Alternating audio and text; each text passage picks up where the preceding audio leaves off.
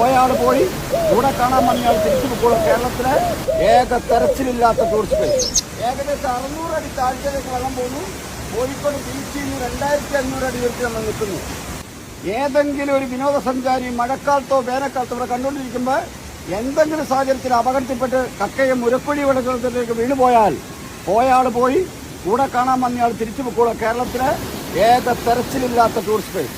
പക്ഷെ വെള്ളച്ചാട്ടം പുറലോകം അറിയപ്പെടാൻ തുടങ്ങിയത് അടിയന്തരാവസ്ഥക്കാലത്ത് കക്കയം ക്യാമ്പിൽ നിന്ന് പോലീസുകാർ ഉരുട്ടിക്കൊന്ന യന്ത്രങ്ങൾ വിദ്യാർത്ഥി സഖാബ് രാജന്റെ ബോഡി കൊണ്ടിട്ട സ്ഥലം നിങ്ങൾ കേൾക്കുന്ന പോലെ ഞങ്ങൾ കേട്ട് കഴിയുമ്പോൾ മാത്രമേ ഉള്ളൂ. അന്ന് തൊട്ടാണ് ആളുകളെല്ലാം ഈ വെള്ളച്ചാട്ടം കാണാൻ വേണ്ടി ഈ പുഴ കടന്ന് കാട്ടിക്കുറക്കരി ആ ചാഞ്ഞ് നിൽക്കുന്ന മരത്തെ പിടിച്ച് 76 മുതൽ ഇതിൻ്റെ യഥാർത്ഥ താഴ്ഭാഗം കാണുന്നത്. അങ്ങനെ കക്കയോ ഉരക്കുഴി വെള്ളച്ചാട്ടം പുറലോകം അറിയപ്പെടാൻ തുടങ്ങി.